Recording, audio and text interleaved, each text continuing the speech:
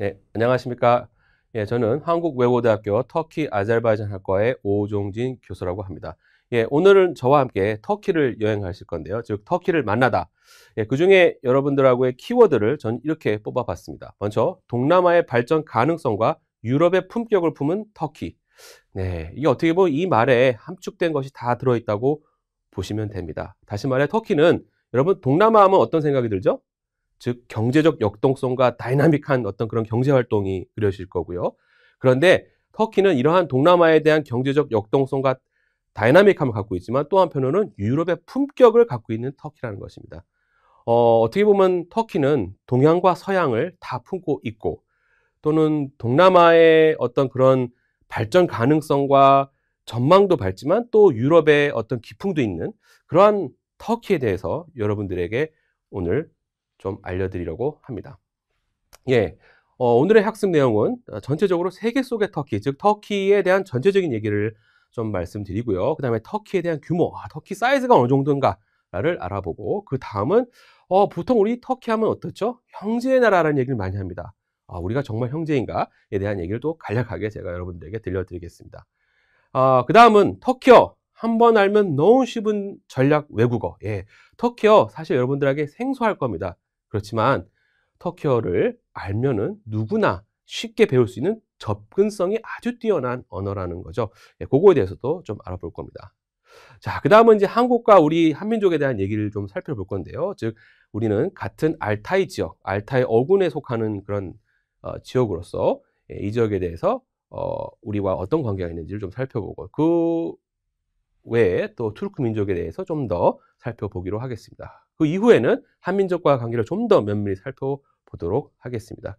그 이후에는 터키 경제의 잠재력에 대해서 과연 이 나라가 얼마만큼 경제적으로 매력이 있는지에 대해서도 살펴보도록 하겠습니다. 자, 그러면 세계 속의 터키입니다. 예, 터키의 GDP 규모는 세계에서 13에서 17위, 예, 한국과 거의 비슷한 규모의 GDP를 보이고 있습니다. 1인당 국민소득을 얘기하자면 터키는 한국보다는 조금 떨어집니다. 예, 여러분들 알다시피 우리는 이제 3만 불을 넘었다고 하죠. 터키는 약 구매력 기준으로 대략 15,000불 정도 수준의 규모를 보이고 있다고 보면 됩니다. 그렇게 되면 우리 한국의 절반 수준이라서 좀 더 약간 낙후될 게 좀 보일 수도 있는데요. 근데 실제로는 또 그렇지 않은 면도 있습니다. 다시 말해서 터키의 상위 20%라고 하는, 예, 터키는 인구가 약 8,500만 명인데요. 8,500만 명의 20%, 약 1,700, 1,800만 명 정도는 그들의 그 소득 수준은 약 45,000불 그 이상으로 볼 수 있습니다. 다시 말해 여러분들 1,800만, 1,700만 정도면요. 유럽의 웬만한 나라 이상의 규모를 갖고 있습니다. 다시 말해 유럽의 웬만한 나라 이상의 규모는 4, 5만 불대의 아주 고소득을 갖고 있는 그런 층이라고 할 수 있습니다. 다시 말해 터키는 사이즈도 크지만 그런 그 소비 계층도 좀 스펙트럼이 넓다라고 알아두시면 될 것 같습니다. 예. 또 하나는 터키가 뭐죠? OECD. 예, 우리 OECD 한국은 1996년에 들어갔는데요. 터키는 그 이전에 훨씬 빠르게 그 산업화를 이룬 국가라고 할 수 있습니다. 예, 다음은 나토인데요. 예, 어떻게 보면 터키가 유일하게 북대서양조약기구라고 하죠. 그 서방 선진국들의 어떻게 보면 군사 동맹이라고 할 수 있는데 아마 터키가 들어간 신흥국으로서 들어간 터키가 유일한 나라가 아닌가라고 합니다. 예, 터키는 또 한편 EU의 준회원국이자 또 경제적으로 이미 통합된 나라입니다. 터키를 EU 국가라야라고 EU 가입하려는 거 아니야라고 이렇게 생각하시는 분들이 많은데 터키는 실제로 이미 유럽의 주요 기관에 이미 다 통합되어 있습니다. 단지 정치적으로만 지금 통합이 안 된 상태인데요. 정치적인 외에는 여러분 그 관세 동맹이라든가 뭐 교육이라든가 사회문화적으로는 이미 많이 다 통합이 되어 있습니다. 예를 들면 파리에 있는 그 한국어과에 앙카라 대학교 학생이 나 다음 학기에 파리에 가서 공부할래 하면 바로 앙카라 대학생이 에라스무스라는 그 유럽연합의 프로그램을 통해서 자연스럽게 학생 교환과 이런 것이 다 이루어진다고 볼 수 있습니다. 자, 그러면 왜 터키는 아직도 EU의 회원국이 아닐까요? 예. 제가 아까도 말씀드렸지만 터키는 인구가 8,500만 명입니다. 유럽연합의 가장 큰 주요한 기구가 유로피언 카운슬, 유럽 집행위원회와 유로피언 파르멘트, 즉 유럽 의회인데요. 유럽 의회 같은 경우에는 인구 대비 그 규모에 따라서 국회의원을 배출합니다. 다시 말해서 우리나라에서도 지역구가 큰 지역의 국회의원들이 이렇게 많이 나오는 것처럼 마찬가지로 유럽도 인구 대비 그 국회의원들을 유러피언 의회, 유럽 의회에 보냅니다. 근데 여러분들 어떻죠? 터키는 8,500만 명이면 여러분 유럽의 트로이카라고 하는 독일, 프랑스, 영국이 거의 그 수준을 말씀드리면 독일이 제일 많고 한 8,500만 정도고 그 외에 이제 프랑스와 영국이 뭐 한 6,500만에서 7,000만 정도라고 할 수 있습니다. 그렇게 되니까 터키가 유럽 연합에 가입을 하게 되면 독일 다음으로 큰 나라가 됩니다.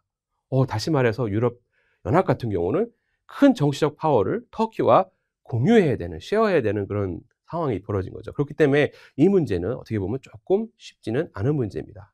자, 그러면 많은 사람들이 물어봅니다. 교수님, 터키는 그러면 EU에 언제 가입할까요? 예, 이거 상당히 어려운 문제인데요. 터키도 유럽을 무시할 수 없지만 유럽 또한 터키를 그렇게 당장 우리가 필요 없으니까 나가라고 할 수 있는 입장도 아닙니다. 다시 말해서 상호 지금 어떻게 보면은 윈윈하는 쪽에서 어떤 것이 좋은가를 지금 찾는 그 시점이라고 볼 수 있고요. 아마 유럽연합과 터키는 상생하는 거를 지금 이제 찾아야 될 것이 앞으로의 큰 남은 과제가 아닌가 합니다. 예, 또 터키는 한편으로는 이슬람권의 맹주의자 롤모델이라고 할 수 있습니다. 다시 말해 중동과 중앙아시아의 주요한 국가라고 할 수 있고 이들 국가에서 나름의 큰 리더 역할을 하고 있는 피벗 스테이트, 즉 주축 국가라고 할 수 있습니다. 예, 또한 터키는요, G20 회원국으로서 세계의 주요 경제 대국으로서 그런 면모를 보이고 있습니다. 예, 실제적으로 터키는요, 2010년 이후에 8.2%, 즉 중국에 이어 세계 두 번째로 큰 경제 성장을 보인 바도 있고, 그 이후로는 다양한 예를 구테타라든가 약간 지역적 불안이라든가 다양한 문제가 있음에도 불구하고 터키는 지속적으로 5% 이상대의 경제 성장을 보이고 있는 그런 나라이기도 합니다. 네. 여기 나온 바로 조지 프리드먼 있죠. 이 조지 프리드먼은 상당히 또 미국의 CIA 전 관련자이자 또 이 미래지향적인 책을 쓰신 분인데요. 이분이 2010년에 The Next 100 Years, The New Global Power라는 그런 책을 쓴 적이 있습니다. 이것은 터키가 2000 이후 보인 지속적인 성장과 가능성에 대해서 좀 언급을 한 편인데요. 이 조지 프리드먼은 2010년 이후에 앞으로의 100년 이후에 다양한 국가들이 있지만 그 국가 중에서 새로운 글로벌 파워가 나올 거라면서 이 몇몇 나라들을 명시한 바 있습니다. 그 대표적인 게 바로 중동 지역에서는 터키를 이제 주요 글로벌 파워라고 얘기를 하고 있고 그 외에 폴란드라든지 멕시코라든지 브라질이라든지 인도네시아, 말레이시아 이런 국가들을 주목하고 있습니다. 터키도 그 안에 주요한 뉴 글로벌 파워로서 언급을 하고 있습니다. 최근 2018년부터는 대통령제로 국정체제가 전환되면서 좀 다양한 또 다른 면모를 보이고 있는 것이 최근의 터키의 모습이기도 합니다. 네, 그러면 제가 터키 규모에 대해서 살펴보도록 하겠습니다. 터키의 사이즈 규모에 대해서 궁금해하실 분들이 많은데요. 터키는 여기 지도에 보신 것처럼 독일, 이태리, 오스트리아, 네덜란드를 합친 규모라고 볼 수 있습니다. 상당히 크죠. 여러분들 독일만 해도 유럽에서 그 규모가 큰데요. 독일과 이태리, 거기에다 모자라 오스트리아와 네덜란드를 합친 만큼 규모가 큰 나라입니다. 이스탄불에서 저쪽 우리 동쪽 끝까지 비행기로는 약 2시간 20분 정도의 큰 비행거리를 보이고 있습니다. 여러분 2시간 20분 정도면 동경과 한국 간의 서울 간의 관계라고 볼 수 있죠. 인구 규모는 폴란드의 2배, 가장 유럽에서 역동적이라고 볼 수 있는 폴란드의 2배, 약 8,500만 정도라고 지금 보면 될 것 같습니다. 또한 터키는요, 유러피언 카운슬 이미 1949년에 유럽 집행위원회 주요 회원국으로 참여를 하고 있습니다. 또 하나는 아까도 말씀드린 나토의 주요 회원국이기도 하고요.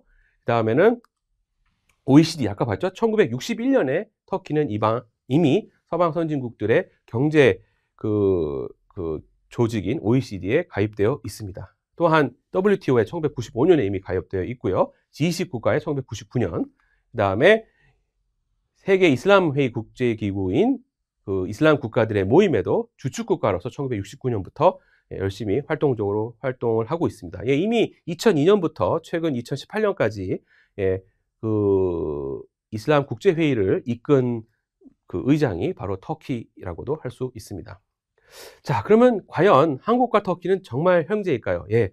역사적으로도 봐도 뭐 여러 얘기가 많지만 뭐 어떤 분들은 뭐 한국전 이야기도 하시는 분도 있고 하다못해 월드컵의 3, 4회전을 얘기하시는 분도 있는데 한국과 터키는 역사적으로도 이미 많은 교류를 하고 있고 언어 문화적으로 상당히 친밀한 나라라고 할 수 있습니다. 다시 말해서 한국과 터키어는 언어 문화적 역사적 공통점, 즉 알타이 문화권을 같이 공유하는 그런 나라라고 할 수 있습니다. 자, 그러면 터키어는 얼마큼 쉬운지요? 예. 터키는 한 번 알면 너무 쉬운 전략 외국어라고 할 수 있고요. 한국어와 같은 알타이 어군이기 때문에 문법적으로나 어순적으로나 여러 면에서 한국어와 상당히 유사한 면을 보이고 있습니다. 자, 그러면 어떠한 매력이 있냐? 바로 쉬운 접근성입니다. 배우기 쉽습니다.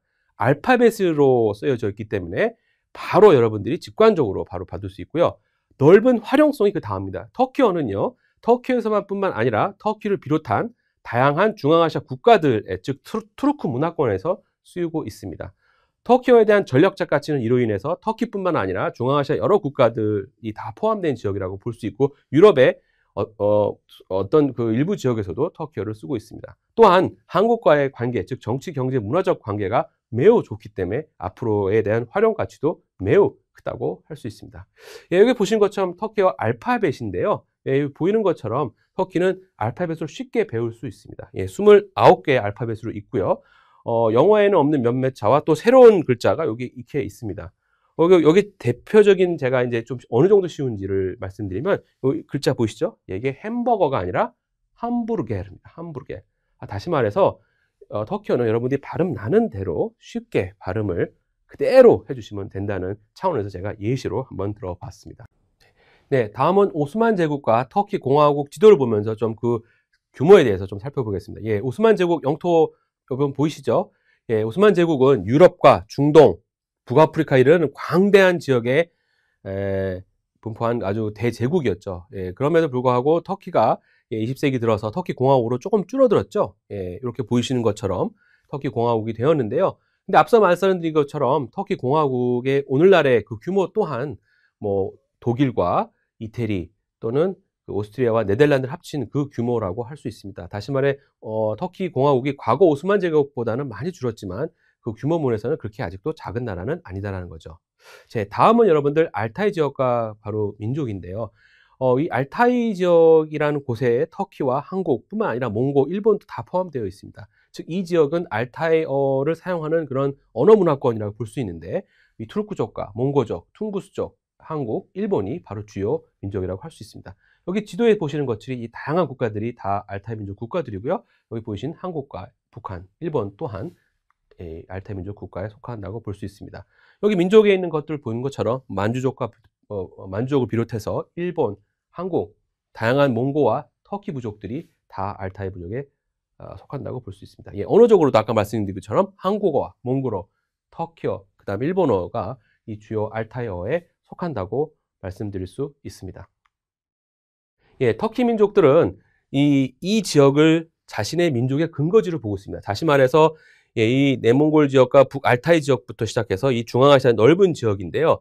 이게 이제 여러분들 그 몽고에 있는 그 오르온 비문 지역인데 이 지역을 기점으로 이제 여기 중국에 있는 신장 위구르부터 시작해서 중앙아시아 이런 넓은 지역에 분포하고 있고 여기에 보면은 만주와 한국도 터키 문화권으로 포함하고 있습니다. 다시 말해 역사적으로 이들은 만주와 한국 지역도 자신의 언어 문화권으로 보고 있다는 것입니다. 예, 여기 지도에 보시는 것이 바로 투르크 민족에 대한 그 지도 민족 분포도를 보이시는 건데요. 예, 다시 말해 중앙 유라시아에 넓게 가장 넓게 이렇게 분포한 것이 바로 다양한 터키 민족이다라고 볼 수 있습니다.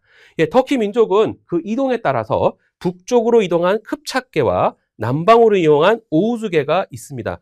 예, 터키는 이 남방으로 이용한 오우즈게의 터키의 민족이라고 볼 수 있고 그 남방에 들어간 오우즈게에는 터키를 뿐만 아니라 아제르바이잔, 투르크메니스탄, 또 우즈베키스탄 이런 나라들이 이제 오우즈게라고 볼 수 있면 되고 그다음에 쿰차게라고 하면 여러분들 북쪽으로 이동한 뭐 타타르스탄, 타타르족과 바슈쿨티스탄, 키르기스탄, 카자흐스탄이 이 쿰차게라고 보실 수 있습니다. 그래서 이제 투르크에 대한 사용 독립국들을 보게 되면 아제르바이잔, 카자흐스탄, 키르기스탄, 우즈베키스탄, 터키, 투르크메니스탄 이런 나라들은 독립된 터키 사용 국가로 볼 수 있고, 이 다음 나라들은 여러분 좀 생소하실 거예요. 하카스, 알타이, 투바, 사하 야쿠트, 타타리스탄, 바슈쿠르티스탄, 추바시스탄. 이건 뭐냐면 여러분들 러시아 연방에 있는 바로 터키계 자치공화국들입니다. 그 외에 가가우스, 이건 몰도비아에 있는 터키계 자치공화국이요. 크름 타타, 이거는 과거에는 우크라이나에 있다가 최근에는 러시아 연방에 합병이 됐고요. 그다음에 동투르키스탄, 이거는 오늘날 중국 신장 위구르에 있는 터키 자치 지역이라고 할 수 있습니다. 이만큼 여러분들은 유라시아 전역에 다양한 터키계 민족들이 분포한다고 볼 수 있습니다. 이 지도에 보시는 것처럼 이렇게 분포를 하고 있습니다. 그럼 이 터키 민족들은요, 실제로 이 지역은요, 이슬람과 페르시아 문화 위에 언어학적, 인구학적 투르크화가 이루어지면서 됐습니다. 실제로 이 지역은 이슬람과 페르시아가 기저문화로 깔려 있고요. 투르크 민족들이 정복과 잔입으로 계속 이 지역에 들어오면서 자연스럽게 언어학적, 인구학적 투르크 문화화가 이루어졌다라고 보시면 될 것 같습니다. 또 하나 재밌는 건요, 바로 몽고 제국입니다. 징기스칸의 몽고 제국의 확대는요, 터키 민족의 확대로 이어졌습니다. 징기스칸의 그 대제국은요, 몽골인의 나라뿐만 아니라 터키 민족, 즉 유목연합 제국이었기 때문에요, 많은 유목민들이 이때 이동을 했고요. 터키 민족도 당연히 이들과 함께 빠른 서진을 했습니다. 자, 이 터키 민족은요, 여러분들 아시다시피 한반도와도 많은 관계를 맺고 있습니다. 특히 이제 그 조상인 맥족이라고 할 수 있는데, 우리나라 조상이 즉 북방계라고 할 수 있는 고구려, 신라, 백제, 동요, 부여, 이 맥족들이 소위 말하는 그 터키의 민족인 키맵, 즉 맥족과도 상당히 밀접하다고 우리는 얘기를 하고 있습니다. 다시 말해 키맵과 맥족은 적어도 같은 지역에 살고 있던 그 부족이 아닌가라는 얘기를 하고 있습니다. 그만큼 역사 문화적으로 우리는 상당히 가깝게 살았다고 할 수 있습니다. 그뿐만 아니라 뭐 신라 시대 때의 여러 무인상들과 처형과 그 다음에 뭐 아프라시아 고대 벽화들은 중요한 우리 민족과 이들 간의 교류를 보여주고 있고요. 여러분들 잘 아시신 고려시대 때 생목이라는 것은 바로 이들이 누구냐? 바로 터키계인 위구르인입니다. 그만큼 많은 터키 민족들이 우리나라와 역사적으로도 관계를 맺고 있었다고 볼 수 있습니다. 자, 이렇게 보시는 것처럼 여러분들 이 고구려의 무용총인데요, 말을 타고 활을 쏘는 거는 터키 민족들은 자신들의 선조들의 모습이라고 생각을 하고 있습니다. 우리도 거의 비슷하죠. 동이족, 동쪽에 활을 쏘는 민족이죠. 투르크라는 말도 사실 공수부족이라는 말이 있습니다. 아까 말씀드린 바로 신라시대 무인성, 여기 보시면요, 여기 신라시대 다양한 무인상들이 있는데 처용도 마찬가지고요. 우리가 알고 있는 신라인들의 모습이 아니죠. 우리 박혁거세의 신화도 그렇고 이것이 대부분 다 흉노와 투르크와 관계된 그러한 문화적 모티브라고 말씀드릴 수 있습니다. 이건 아프라시아 우즈베키스탄에 있는 벽화인데요, 여기 보이시는 이 두 분이 바로 고구려 시대 때의 사신이라고 합니다. 바로 이 두 분인데요, 그만큼 이미 고구려 시대 때에도 많은 교류가 우리나라와는 있었다고 할 수 있습니다. 자, 그러면 여러분들 이제 마지막으로 터키 경제에 대한 잠시 짧은 얘기를 드리고 강의를 마치고자 합니다. 터키는요, 신흥시장의 필수 요소인 지정학적, 시장의 잠재력, 거대 시장, 즉 유럽 시장을 끼고 있는 몇 안 되는 아주 중요한 지역입니다. 아까도 얘기했지만 인구의 8천만 규모의 큰 시장을 갖고 있고 상위 20%는 구매력이 또한 높습니다. 노동력 인구가 또 젊고요, 교육의 수준이 높고 현재를 중시하기 때문에 소비 성향도 좋습니다. 그렇기 때문에 어떻게 보면 한국과의 어떤 경쟁적 전략적 파트너가 되기 위해서 아주 좋은 매력을 갖고 있다고 할 수 있습니다. 인구 구조도 마찬가지입니다. 인구의 절반은 29.7세로 유럽과 비교해서도 상당한 젊은 인구를 가지고 있고요. GDP 성장을 보게 되면요, 2012년 이후 지속적으로 5% 이상의 높은 경제 성장률을 보이고 있습니다. 그 밖에 뭐 신용카드라든가 핸드폰 보급률, 자동차 생산, 관광, 관광객만 해도 세계 8대 탑 10에 안에 들 정도로 연간 약 4천만 명의 관광객들이 하고, 건설 시장에서도 터키는 나름의 저력을 보여주고 있습니다. 터키에 대한 경제적인 잠재력은 바로 그 지정학적 위치인데요, 터키를 중심으로 4시간 이 범위 안에 주요 시장이 다 들어가 있습니다. 즉 북아프리카, 중동, 중앙아시아, 유럽이 다 포함되어 있습니다. 어떻게 보면 약간 동쪽에 치우친 한국, 약간 고립되어 있는 듯한 한국과는 또 다른 지정학적 매력을 갖고 있는 게 바로 터키가 아닌가 합니다. 이러한 매력 때문에 터키에는 다양한 글로벌 기업들이 지역 헤드쿼터로서 이스탄불에 자리를 잡고 있습니다. 어떻게 보면 이게 큰 터키의 경제적인 자랑이라고 할 수 있겠죠. 그 밖에 다양한 국가들과 유럽을 포함한 또 한국을 포함한 다양한 유럽 국가들 또 중동 인근 국가들과도 통합된 시장, 즉 FTA를 통한 통합된 시장을 이루고 있어 터키에 대한 경제적 확장성 또한 매우 매력적이라고 할 수 있습니다. 예, 간단하게 여러분들과 함께 터키에 대한 동남아적인 경제적 가능성과 유럽적인 어떤 문화적인 품격에 대해서 여러분과 살펴보았습니다. 감사합니다. Teşekkür ederim.